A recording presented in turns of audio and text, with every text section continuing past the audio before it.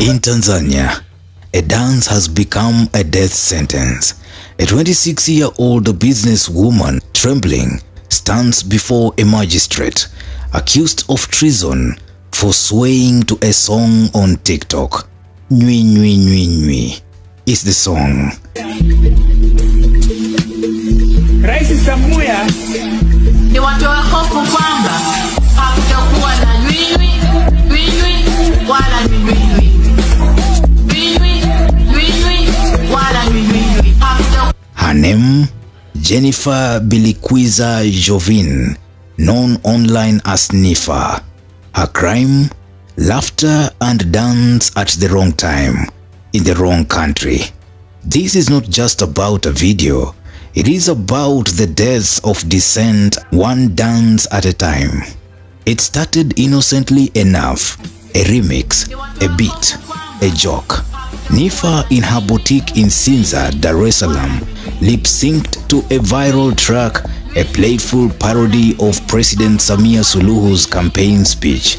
We will defend our peace at all costs. But that satire, harmless to most, was her undoing. The song twisted Samia's words into a jab at her unopposed power, calling her the peacekeeper who silences peace itself. Nifa danced, smiled, and captioned it. When the rally words hit different. It hit 2.7 million views in 2 days, and then silence. Her shop raided, her staff beaten. Nifa vanished into a police van. Her phone left buzzing on the counter as customers screamed. In a country that once celebrated humor, satire is now considered subversion, and in Tanzania, subversion simply means treason. Kisutu Magistrates Court, November 7th. The air was electric with grief. Nifa stood among 21 others, students, street vendors, even a pastor, all accused of plotting to overthrow the government through digital propaganda. Prosecutors read the charges with a straight face: treason, incitement, conspiracy. The penalty, death or life in prison. In the gallery, her mother Mwanaisha Isaac wept.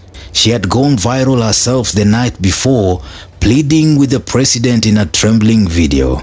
Mama Samia, forgive my daughter. She's a good girl, just foolish sometimes, not a criminal. Jovin Bilikwiza almaarufu Nifa. Mama, nimekuja mbele yako kuomba msamaha kwa ajili ya makosa aliyotenda binti yangu. Binafsi mwenyewe sikuyapenda mama, ndio maana nimekuja mbele yako kumwombea msamaha. Lakini pia najiombea na mimi na familia nzima. Nimeagizwa na familia nzima nije kukuomba mama. Mwanangu ni tegemezi katika familia yetu mama. Hatuna kumtegemea zaidi ya Nifa mamangu. Nifa ni mtoto mzuri tu, wengi mnamjua wa Tanzania. Naomba mniombe msamaha kwa binti yangu. Sijui imekuwaje, ametetereka na rifi mwanangu. Mwanangu anakupenda sana. Mwaka jana tu ameanzisha challenge ya Samia Suluhu suti. I'm gonna tell you why it is an abnormal situation. I'm gonna tell you why it's really hurting, it's really frustrating. And I'm gonna tell you why Tanzanians have to fight for a better future. They have to fight just in case something like this comes again. They have to fight for a better constitution, for a constitution that takes care of them, for a constitution that doesn't give the president power compared to the people. I'm going to tell you why. Something like this happens to Kenya, happens here in Kenya, and many people in Kenya would do the same kind of things that Jennifer did, but they will go scot-free, and even the government will never bother looking at them or following them or disturbing them. A Tanzania that claims to be a democratic country, unfortunately, the president has power compared to the people. A Tanzania that claims it follows the rule of law and respects its people and loves its people, the president has the power to rub an article that is in the constitution or to implement and write there another law without the will of the people. Yet democracy is said to be present in that country. It's really hurting to realize that a 26 years old Jennifer was detained and she's being charged with treason. It's very much unfortunate. I'm going to break it down, and I want you to pay attention so much on this. Jennifer, 26 years old, businesswoman and social media influencer in Dar es Salaam, was arraigned on 3 counts. 1 of conspiracy to commit treason together with 21 others, and 2 counts of treason, 1 count directed at her individually. The prosecution alleges that between April 1st and October 29th, 2025, the accused conspired to obstruct the general election, intending to overthrow the government. Especially for Nifa, they allege she initiated plans to interfere with the election by urging people to prepare for protests, and that she sold or encouraged others to buy tear gas masks, protection equipment ahead of the protests. She and the others were remanded in custody because treason is an unbearable offense in Tanzania. Now, let's stop from there and walk you through this step by step. I want you to tell me where there is a problem when somebody asks people to step up and fight for their rights. That is simply what Jennifer did. She stood up. She asked the people of Tanzania to stand up for their rights. That is what she did. Now, the prosecution alleges that between April 1st and 29th October, the accused conspired to obstruct the general election. 1 person, a lady, a young girl, just 26 years. She is being accused of trying to tamper with general election, intending to overthrow the government. 1 girl at 26 years old, individually. She's being accused of wanting to overthrow the government. A 26 years old girl, 1 individual person, being accused of planning to overthrow the government. Can 1 person overthrow the government? Can a 26 years old girl plan to overthrow the government? What for? Is it possible? Specifically for Nifa, they allege she initiated plans to interfere with the elections by urging people to prepare for protests. How many times have Kenyans and the youths in Kenya urged people to prepare for protests? Many times as possible. Because it is the right of the people to demonstrate. The Constitution gives people's right to demonstrate and to picket. It gives people that right. I wonder how demonstration plans could be taken as a treason in Tanzania, which means Tanzanians are not supposed to ever speak whenever anything goes wrong. However they'll be led, they should agree with that kind of leadership, whether it's good or it's bad. Because if you complain, you will be charged with treason.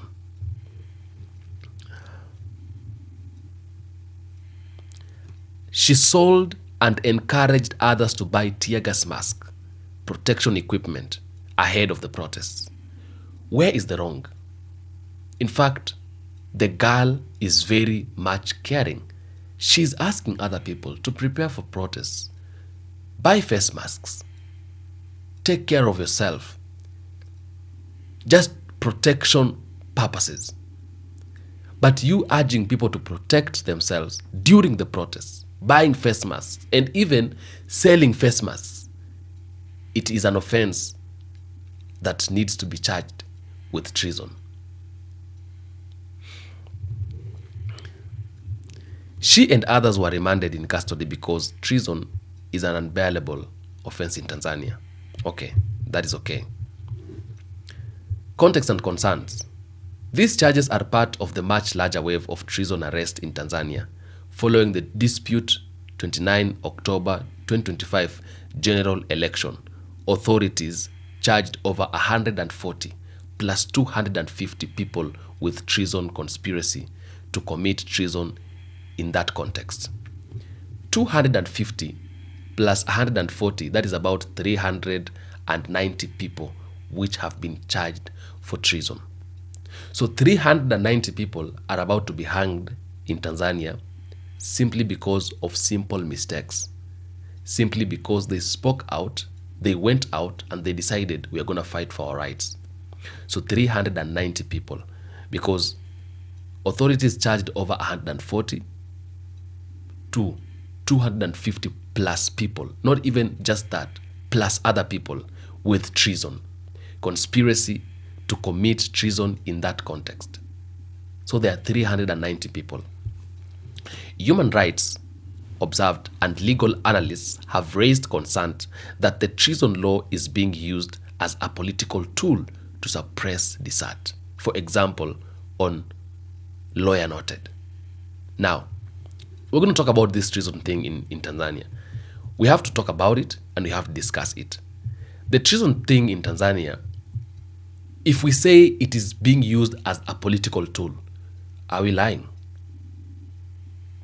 You don't charge people for treason anyhow. Treason is a serious charge that can just not be given to anybody or to any mistake. Because being charged with treason, it's either one, a life imprisonment to other people or to other countries, or being hanged immediately you have been charged. Do you hang someone simply because she asked other people to stand for their rights, to go out and fight for their rights? They were only demanding for amendments. And that is what the CCM said: no reforms, no elections. No reforms, no elections. The simple thing that would have been done is to reform the Electoral Commission and make changes, and then after that, we held an elections.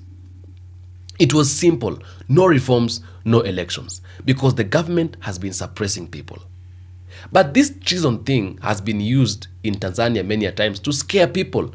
People cannot stand up for their rights because they know if we stand out for their rights, we are going to be killed. We are going to be taken down. We are going to be finished.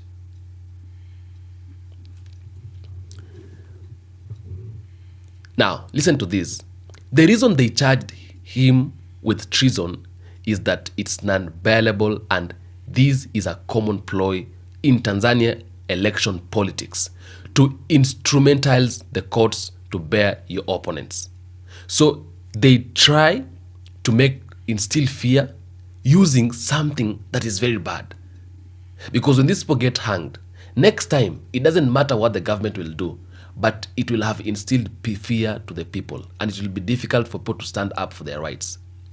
Nifa was not supposed to be charged for treason because she didn't commit any mistake that would have resulted to her being charged with treason. It is very much unacceptable. It is very much bad. And especially in this century that we are living today, nothing like that should be happening in any government in these countries that are in Africa. Why? Because we are living in a different decade, in a different century, where people have rights. It's going to be bad if the government of Tanzania will try and just go ahead and say they're going to kill this lady because of that. I tell you, the whole of Africa is going to erupt. The whole of African youths are going to come out, and Tanzania will face a backlash. There is also claims of mistreatment of detainees, cost statements, and lack of due process. In Nifa's case, her lawyer claimed she was beaten and forced to sign a statement at a police station. The police officers are supposed to be the one protecting the people, not the one beating people. In fact, during demonstrations, police officers should come out and protect the people to have a very peaceful demonstrations, not them killing protesters. Now, these are people who have been arrested. There are claims that there is mistreatment of detainees, cost statements, and lack of due process. And Nifa's case, Her lawyer claimed she was beaten and forced to sign a statement at a police station. Why do you beat a lady? Why should you beat a woman who didn't commit a single mistake? Because your boss has told you to do so. You have children. You are a mother maybe. You are a father maybe. You're an uncle and auntie. And then you can go ahead and do such kind of a thing to someone's daughter, to someone's child. Even if you've taken an oath, the question is, would you feel happy or good if the same thing happens to you? And that is the question that I'm asking. Everybody out there, every person who is watching this video and he is doing something that is unacceptable to the people of Africa or to the children of your country, ask yourself, are you doing right? Before you do anything of that sort or of that manner, ask yourself, am I doing right? Now the question is it right? Is it right? Charging people with treason, is it right? Now, let's forget about committing a serious mistake or committing a mistake that is not serious. Now, let's talk about committing a serious offense. Is it right for us to have in Africa or for us to have in the world of today people being charged with treason? We are all human beings. Even if it is trying to overthrow the government, does trying to overthrow the government amounts to treason charges?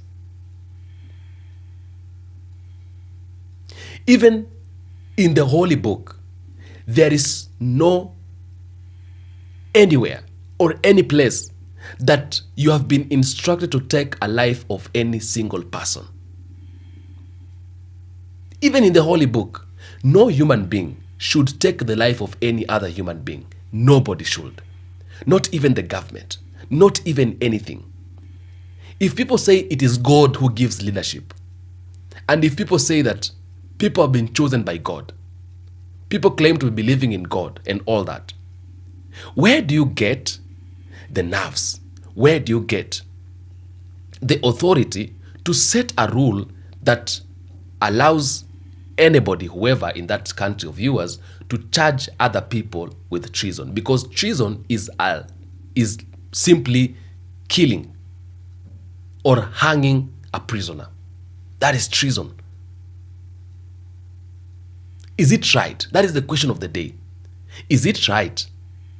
Not only in Tanzania, but every other country in Africa and in the world, is it right to have treason charges? Is it right to charge someone with treason? It doesn't matter which kind of mistakes that he has been able to do. I've come across even people who kill other people. They are taken to court, but they have never been charged with treason. If at all people are supposed to be charged with treason, then people who kill others should be charged with treason because they have taken a life.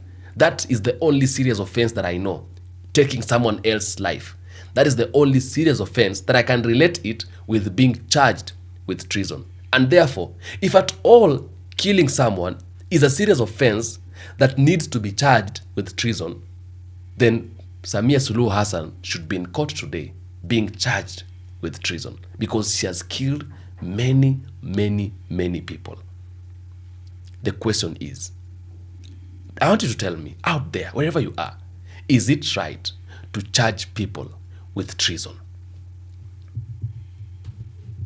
Now, this depends on what one considers. Legally, ethically, and in terms of due process. Legally, ethically, and in terms of due process.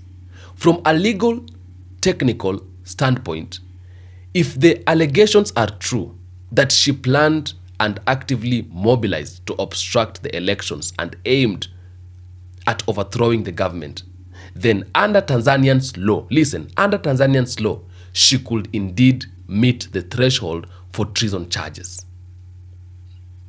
That is what the article says. In Tanzania, under Tanzanian's law, she should be charged with treason. And my question is, should we have any law in Africa or in the days of today, or in today's existence, that amounts to be charging people with treason? Should we have that kind of a law? The law seems to allow non-bail for treason, so her remand is in line with that. The prosecution has alleged specific acts: mobilizing youth, buying protest equipments, destruction of property. So she destructed also property. Nifa alone, at 26 years old, she also destructed properties. She was in destruction of properties. That connects to the treason conspiracy charge. So in Tanzania, if you mobilize youth to protest, to fight for their rights, to stand for their rights, if you buy protest equipment, and if you destruct property, your charges are treason if you're taken to court, being hanged live in broad daylight. Now, let's read and have a report from the human rights standpoint. Fairness / human rights standpoint. This is what they say. There are serious concerns: mass use of treason charges, potential suppression of decent limited transparency on how investigations were done, reports of torture and forced confessions, and the fact that the elections itself has been criticized by international monitors. Number 2, the huge scale of treason charges hundreds of people over protests raise questions about proportionally and whether all such charges are justified. Give the context of political tension, the use of treason, a very serious charge, may be seen as a disproportionately heavy for actions like protests organization, especially if those protests are peaceful or political motivated. Now,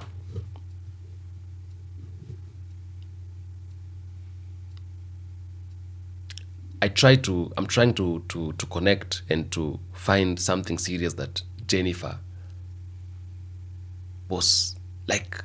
did so that she can be able to be charged with treason, but I can't be able to find one. I'm trying to just to collect everything, just to bring everything together to see why Nifa was charged with treason, but I cannot find one. I don't know how. I don't know why. I don't know if it was necessary for her to be charged with treason. I don't know if it was okay. But what I feel deep down, it was not okay, and it's not okay. And the government of Tanzania, one day under Suluhu Hassan, will regret ever doing something that they are doing. Charging over 300 people for treason, for the mistakes they did not do. The government has been killing people, shooting them down. That mistake does not amount to treason, but Nifa can be charged with treason. It is so sad. It is very bad. It is something that I don't understand. I don't believe. I can't believe my eyes.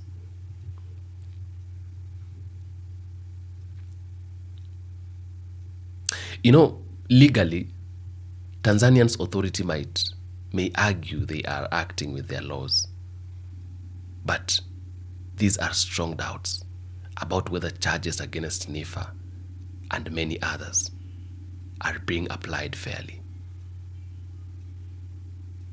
I don't think if they're being applied fairly. I don't think if they're being applied justly. I don't think if they're being applied fairly. I don't think.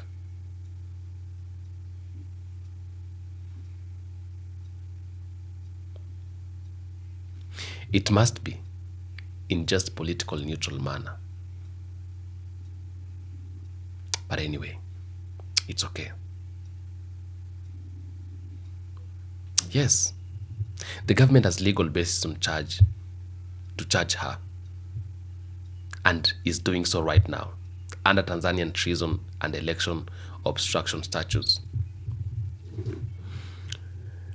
No, it's unclear that the process is fair or that the charges are appropriate in the broader context of political rights, especially given the scale and surrounding conditions.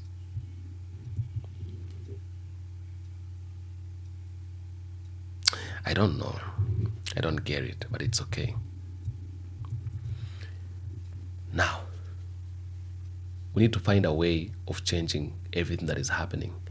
We need to find a way of going around and changing everything that is happening. And for future purposes, Tanzanians must not stop fighting until this constitution that does not make sense come to an end. Tanzanians, in future, for you to be safe, you must not stop fighting. We know that freedom doesn't come easily. And these are just some of the things we have to pay for us to find freedom. Kenya got their new constitution in the year 2010. A constitution that costs the blood of many people. But God stood by everybody. Today, if we have to remain in peace, if we have to be peaceful, then we must be able to stand up and fight. Because if we don't fight, we're going to remain slaves for as long as time as possible. I'm very much sad. I'm very much upset. I don't know. After seeing that video, I couldn't believe. But it's okay. Tell me what you think in the comment section. I'll do my best to make sure I read all the comments and give a response where possible. I am Atamba Haiti. This is African Streamline's Roundtable from African Streamline. Until next episode, peace be with you.